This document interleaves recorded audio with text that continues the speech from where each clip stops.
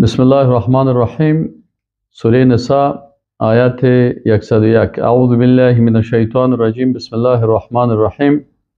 الحمد لله والصلاة والسلام على رسول الله صلی الله علیه و سلم و علی آله و صحبه اجمعین. اما بعد، در آیت 107 سوره 101 سوره نساء رسیدیم. اعوذ بالله من الشیطان الرجیم. و اذا ضربتم فی الارض، و اذا و هنگامی که ضربتم سفر کردین، فی الارض در زمین، فلیس علیکم جناح، پس بالای شما. خب در این آیت شریف که است حکم هفدهم است که حکم نماز مسافر است. ما و شما هنوز هم در احکام هستیم که در سوره نساء بیان میشه. و اذا ضربتم، و هنگامی که شما سفر کردین، فی الارض در زمین، فلیس علیکم، پس نیست بالای شما، جناح، گناهی، ان تقصروا، این که قصر بکنین. قصر یعنی نمازهای 4 رکعاته را 2 رکعات ادا بکنین. من الصلاة، از نماز، ان خفتم ان یفتنکم الذین کفروا، اگر شما در خوف بودین که ان یفتنکم، شما را در فتنه پرته، الذین، کسانی که کفر کافر شدن. ان الکافرین، یقینا که کافران، کانوا هستن، لکم، برای شما، عدو و مبینا، دشمن آشکارا. حکم 18 نماز خوف است. نماز خوف و نمازی است که مثلا مجاهدین وقتی که در جهاد میرن و در اینجا خوف دشمن میباشه که دشمن حمله میکنن، بنابراین اینا چی میکنن؟ نماز خوف میخونن. این نماز خوف میگن.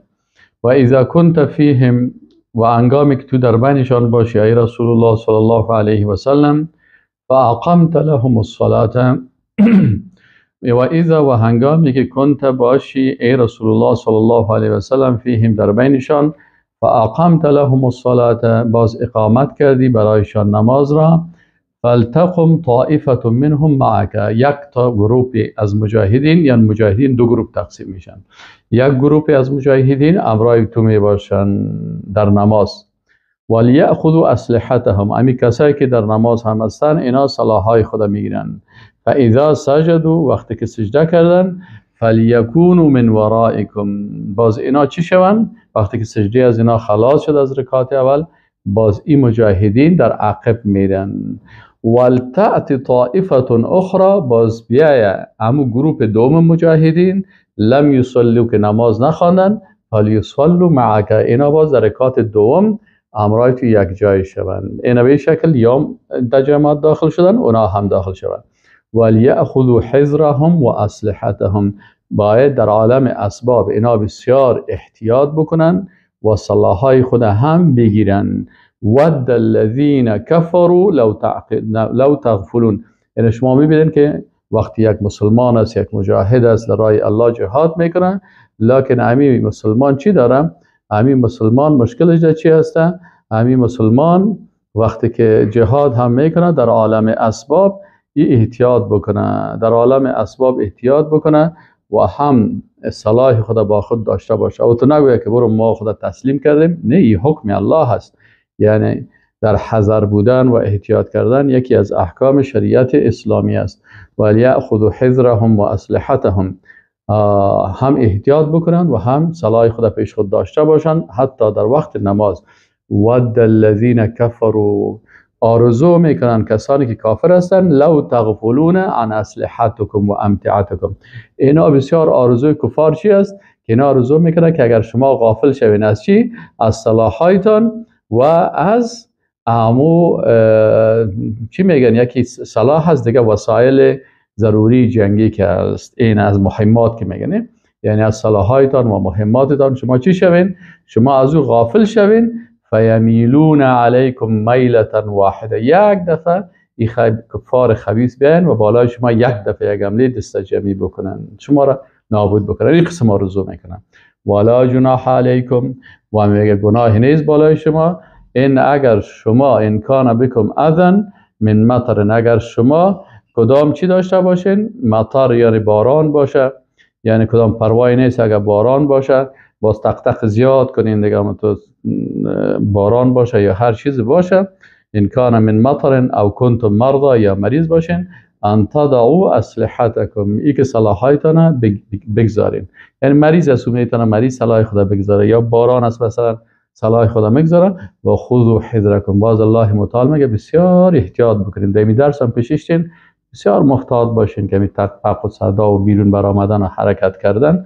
یعنی شاگردای چی بگویم، هیچ شاگردی قسم نمی باشه که مثلا در درس که آمد باز دیگه زیاد سر و صدا بکنم. و خذوا حذرکم، احتیاطتان بگیرین. ان الله اعد للکافرین عذابا مهینا. الله متعال برای کافران عذاب بسیار توهین کننده را آماده ساخته است. حکم 19 هم که از حکم ذکر بعد از نماز است. یعنی که بعد از نماز انسان اتنیست که مثلا تنها نماز ذکر یاد الله باشه، بس که فاذا قضیتم، الله متعال میگن فاذا قضیتم الصلاة، وقتی که شما نمازتان ادا کردین، فذکروا الله، پس شما الله را یاد کنین، قیاما در حالت استاده و قعودا در حالت نشسته و علی جنوبکم و به پهلویتان خفته. فاذا اطمأننتم، و وقتی که اطمینان بر شما حاصل شد، فاقیموا الصلاة، باز نماز بخوانین. ان الصلاة كانت على المؤمنین کتابا موقوتا. یقینا نماز که از بالای مؤمنان کتاب موقوتا یعنی فرض وقتی هست که باید در وقتش بخوانی. بعضی کسا که هستن بازی از صفات منافقات. صفات منافقات دو صفت بسیار خطرناک است از منافقات. یکی در نماز بسیار کسل و تنبل می باشن که در نماز آمد زیاد فاجعه میکشه و خسته می باشه و صداها از پیشش میره و بسیار حتی کسی که در پالوش باشه خسته میشه. این صفت منافقات است، احتیاط بکنین. دوم صفت منافقایی است که نماز میمانن خوب که آخر وقتش شد، مثلا نزدیک است که هفته و بشینه باز بعد از یا ما نزدیک قضایی است، نه اول وقت است. مثلا نماز پیشین این 12 و چند دقیقه نماز پیشین داخل میشه. حداقل انسان 12 و نیم، 1 بجه، 1 و 15 بخونه. ما که این نماز تا 2 بجه، 2 نیم بجه، 3 بجه طال میدیم. این درست نیست. چرا؟ فرض وقتی هست، باید در وقتش ادا بکنی. اگر بسیار سرت خوابی گپا میه، نماز تا بخوان باز بعد از برو به بستر خوابت. حکم 20 که از حکم سستی در جهاد است. الله متعال میگه ولا تهینوا فی ابتغاء القوم. شما در گرفتن کافرها که هست در جهاد فی سبیل الله سستی نکنین. یعنی شما احساس کمی نکنین. چرا؟ تو سستی از چی پیدا میشه که انسان احساس میکنه که ما ضعیف هستیم. الله میگه ولا تهینوا، شما خدا بسیار ضعیف جلوانتین، به خاطر سست نشین در گرفتن دشمنا. ان تکونوا تعلمون، اگر شما احساس درد میکنین، یعنی شما زخمی میشین و شهید میشین، فانهم یعلمون، اونا از شما که زیاد درد میبینن. شما اگر امریکایی را یا روسا را در وقت جنگ میبینن، اما تا حیوانات واره چیغ میزنن و خطا هستن. یک دانشان که زخمی شون نفسشان ببرایم. الله متعال میگه که شما اگر زخمی میشین، شما مجاهدین موحد اسلام، وقتی که شما زخمی میشین یا به شهادت میرسین، اونا هم درد میگیرن و تو درد دارن، از اونا کشته میشه. مردارایشان کسایی کنی که همه تو گریان میکنن و چیغ میزنن. یهودی یا صهیونستا رو ببینین چه قسم سر همون مردار شدگی های خدا همه تو جگرخون هستن. این هم کلانایش میان نگن یکی دیگه خدا بغل میکنن همه تو سر مردار شدگی های خود که بوی میتن، بسیار جگرخون هستن. و ترجون من الله. لکن فرق شما چی هست با اونا؟ فرق مجاهدین موحد با کسایی که به خاطر وطن، به خاطر بیرق، به خاطر قوم، به خاطر لشکر طاغوت و کفاری که می جنگن، مرتدینی که می جنگن، فرق شما با امرای از اونا چی هست؟ و ترجون من الله ما لا یرجون. شما از الله چیز را توقع میکنین که اونها این توقع را ندارن. شما جنت تقاضا میکنین. ما شما گفتیم نه که شهیدا چی وقت است؟ شهید مجرده که همین مجرد اولین قطره خونش که میریزن تمام گناه های شهید پاک میشه. چقدر خوب است که الله متعال بر انسان شهادت حاصل بکنه و کل گناه هایش بخشیده باشه. و وقتی که شهید میشه در این لحظه که ملک الموت پرده غیب که برداشته میشه، برای شهید چی هست؟ این کسای دیگه که هستن که پرده غیب برداشته شده و میبینه که ملائکه عذاب هستن با چیزا آمدن با چیزای خطرناک و میخوان روح بگیرن. و اما شهید که است اولین مرتبه که پرده غیب برداشته میشه و روح قبض میشه، این جایگاه خود در جنت میبینه. سبحان الله. الله متعال میگه و ترجون من الله، شما مجاهدین موحد از الله چیزهایی را میخواین. چی را میخواین؟ جنت. مغفرت الله، رضایت الله، درجات بسیار بلند. یار شما میخواین ما لا یرجون، چیزایی که اونا امیدوار نیستن. اونا میفهمن که همین مردار شدن هلاکت است. اولین مرتبه که در پرده غیب برداشته میشه از مقابلشان، جایگاه خدا در دوزخ و عذاب میبینن. و کان الله، و الله سبحانه و تعالی هست علیما بسیار عالم، حکیما بسیار با حکمت. یعنی علیم بسیار عالم است و از هر ذره ذره اعمال انسان خبر است. و حکیما، و ذات هست حکیم، یعنی حاکم، حکم کننده با حکمت. حکیم چی معنی؟ یعنی احکام الله تعیین میکنه، حکیم است. اگر قانون کسی دیگر قبول کردی، یعنی صفت حکیم الله را قبول نکردی. کسایی که قانون اروپا و امریکا را قبول میکنن، چرا الله حکیم است یعنی تعیین کننده احکام است، و حاکم است یعنی در دنیا و آخرت قضاوت میکنه. و قضاوت و حکم الله چی است؟ با حکمت است. این معنای نام الحکیم الله است، یعنی حکم کننده، تعیین کننده و قضاوت کننده با حکمت. سبحان الله، چقدر نام الله سبحانه و تعالی زیبا است. و کسایی که حکم طاغوت قبول میکنه، باز به نام الله کافر میشه. حکم 21، قضاوت و فیصله مطابق ما انزل الله است. الله متعال میگه انا انزلنا الیک الکتاب، ما نازل کردیم بر توی رسول الله صلی الله علیه و سلم کتاب را. و چی نازل کردیم؟ بالحق، به حق. برای چی نازل کرده؟ اینجا لام تعلیل است. کسایی که میگه ما مولوی هستیم، عالم هستیم، نحو را میفهمیم، اینا میخسیم تشریح میکنن. چه قسم میگه؟ میگه الله متعال میگه که انا انزلنا. اول الله متعال ضمیر جمع به خود استعمال کرد. الله ذات یگانه هست. چرا ضمیر جمع را استعمال کرد؟ گفت انا انزلنا. این اسلوب عربی است که در زبان عربی وقتی که یک کس وقتی عزت و قوت معلوم میشه، باز اونجا ضمیر چی استعمال میکنن؟ جمع را. مثلا هارون رشید وقتی که بر پادشاه روم خط نوشته میکرد، نوشته نمیکرد که انا هارون رشید، ما هارون رشید، میگفت نحن هارون رشید، نحن. این اسلوب چی است؟ این اسلوب است که بسیار هم بزرگی و قدرت و قوت نشان میده. هارون رشید میگه یعنی ما تنها نیستم، ما با لشکری که دارم، با قدرتی که دارم، با قوتی که دارم، اینا نحن. الله متعال وقت ضمیر جمع به ذات با عظمت خود استعمال میکنه، قدرت و قوت خود بیان میکنه. یعنی این قسم ترجمهش میکنیم که الله میگه انا ما با قدرت و عظمت و جلال خود انزلنا، نازل کردیم الیک به سوی تو ای رسول الله صلی الله علیه و سلم الکتاب، کتاب را، قرآن عظیم شان، بالحق، به حق. خب اینجا لام آمده. لام برای چی معنا میده؟ این لام چی میگن؟ این لام تعلیل میگن، یعنی علتش بیان میکنه. میگه چرا این قرآن بالای تو بالحق نازل کردیم؟ لتحکم بین الناس بما اراک الله، ای رسول الله صلی الله علیه وسلم، تا حکم بکنی، قضاوت بکنی، فیصله بکنی در بین مردم، بما اراک الله، آنچه که الله تو را نشان داده. یعنی تو که پیغمبر هم هستی، مکلفیت تی است که فیصله و قضاوت تو بین الناس مطابق آنچه باشه که الله برات نشان داده. تعیین کننده احکام الله هست. پیغمبر تبلیغ کننده و تطبیق کننده هست. پیغمبر تطبیق کننده و تطبیق کننده است. تعیین کننده قانون و حکم الله هست. تطبیق کننده و تبلیغ کننده قانون و احکام پیغمبر است. این حال الله متعال میگه تو فیصله میکنی، تطبیق میکنی بین الناس بما اراک الله، او چیزی که الله بر تو نشان داده. ولا تکن للخائنین خصیما، هیچ وقت طرفدار خائنان نباش. وقتی فهمیدی که کس خائن است، اینو باید چی کنی؟ قضاوت سرش بکنیم. پس اینجا یک سوال میشه که آل پیغمبر وقتی که قضا میکنه، محکمه میکنه، آیا محکمه بدون قدرت سیاسی ممکن هست؟ ابدا. وقتی که قدرت سیاسی نداشته باشی، قوای مقننه و قوای قضاییه و قوای اجراییه در دستت نباشن، کی پیش تو به قضاوت فیصله میه؟ خود وقتی که قدرت داشتی، باز در بین مردم فیصله میکنی. از این خاطر رسول الله صلی الله علیه و سلم مکلفیت داره که اول حکومت بسازه و در این حکومت قضاوت بکنه. قوای قضاییش یکی از نظامهای قضایی اسلام است.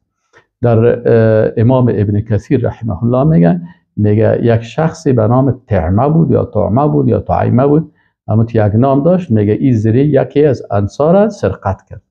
وقتی که سرقت کرد و انصاری ها فهمیدن که این امی طعمه هست یا هر کس هست، میگه این امی سلا را چی کرده؟ این را سرقت کرده. خب میگه این شخص گفتن که سلا را تو سرقت کردی، همون زره سرقت کرد، زره همون لباس آینی که میباشه. خب میگه این رفت برام قومای خود گفت که والا من همون سلا که دوزی کرده بودم، زره را او را بردم پیش فلانی شخص در اتاق از او پتش کردم مانده میشه، شما برین پیش رسول الله صلی الله علیه و سلم بگوین که من بیگناه هستم. وقتی میگی قومش آمدن پیش گفتن رسول الله صلی الله علیه و سلم، سارق خوی اهل قبیله ما نیست، سارق از اون مردمای دیگه از اون برو امی چیزا ببین در پیش از او هست، امی زره هست. الله متعال براعت ازمی مسلمان امی کسی که براعتش بود. حتی میگن که شاید در بعض روایت میگه یک یهودی بود که سرش تهمت کرده بود. اینجا عدالت اسلام نشان میده. حتی امی یهودی که در اونجا بود، لتحکم بین الناس بما اراک الله، بین مردم فیصله بکو قسم که الله تو را نشان داده. الله برش نشان داد که اینجا چی است؟ اینجا خائن، جنایتکار، ظالم کس امی شخص است و گفت برای خائن چون خیانت کرده، بر خصیم طرفدار ازی تو نباش، از روی طرفداری نکن و استغفر الله، از الله مغفرت بخوای، ان الله کان غفور رحیم، الله بسیار غفور و رحیم است. حکم 22 حکم خائنه هست که تو خائن چه قسم باید نظام اسلامی چه قسم معامله بکنه؟ ولا تجادل عن الذين يختانون، الله میگه که تو مجادله یا طرفداری نکو از کسانی که خیانت میکنن. انفسهم، اینا خیانت با کی میکنن؟ با نفس خود خیانت کردن. ان الله لا يحب، الله دوست نداره من کان خوانا اثیما، کسی که بسیار خیانتکار و گناهکار باشه. امام طبری رحمه الله میگه یخونون انفسهم، یا که خیانت میکنن اصلا خیانت به نفسای خود میکنن. یجعلونها خبونة بخیانت ما خانوا من اموال من خانوه ماله و هم بنو ابیرق. بنو ابیرق بودن. بنو ابیرق همی کسایی بودن که از مطعمه از قوم از او بودن. این میگه لا تخاصم عنهم من یطالبهم بحقوقهم، ای رسول الله صلی الله علیه و سلم از قوم از اینا دفاعش نکنی وقتی که کسای حق خود از پیش از اینا میخوان و آنچه که اینا خیانت کردن. هیچ وقت یستخفون من الناس، این مردم اسرار پت میکنن از الله، آنچه که اینا پیش خود شبکی و آمد و یاد بین خود فیصله کردن، میگه این اسرار اینا پت میکنن، میپوشانن، پت میکنن از مردم. ولا یستخفون من الله، اینا را مخفی کردن نمیتونن از الله. و هو معهم، و الله با امرایشان است. اذ یبیتون ما لا یرضى من القول، چرا که وقتی اینا شبکی چیزهایی را میگفتن، اقوال را میگفتن شبانه. اینا شبکی بات یبیتو چی معنی؟ یعنی شب چیز را انجام داده، او را باته میگن. یعنی الله متعال میگه وقتی که اینا شب سخنهایی را میگفتن که الله از او راضی نیست، الله همراهشان بود، الله خبر است که اینا شب بین خود چی فیصله کردن و چی گفتن. یعنی فیصله کردن که ما میریم به دفاع از این تهمت سر کسی دیگه میکنیم. و کان الله ما یعملون محیطا، این خیانت است و الله متعال با آنچه که میکنن بسیار علمش احاطه داره، کلش الله میفهمه. از الله پوشانده میتونی یا شب یا روز یا تنهایی یا نه. ها انتم هؤلاء جادلتم عنهم، باز الله متعال چی میگه؟ میگه شما مثلا از اینا دفاع کردین فی الحیات دنیا، در زندگی دنیا شما این سارقه براعت دادین، هم سرقت کرد و هم تهمت کرد سر مظلوم. پس امی دزده، امی سارقه که هم سارق است، هم دزد است و هم در پالوی ازی تهمت کننده هست، بهتان سر یک انسان مؤمن دیگه. اینا میگه شما از این دفاع کردین در زندگی دنیا. فما یجادل الله عنهم یوم القیامه، کی میتونه دفاع بکنه در پیش الله در روز قیامت از این شخص؟ اما یکون علیهم وکیلا، کی باز وکیل مدافع ازی میشه؟ کی باز ازی چی میکنه؟ ایره یاری میکنه و ایره حمایت میکنه و حفظ میکنه. کی میتونه وکالت ازی را به دوش بگیره؟ هیچ کسی نمیتونه در مقابل الله. پس نکنین در دنیا هم ظلم و جنایت نکنین که عاقبت خراب داره.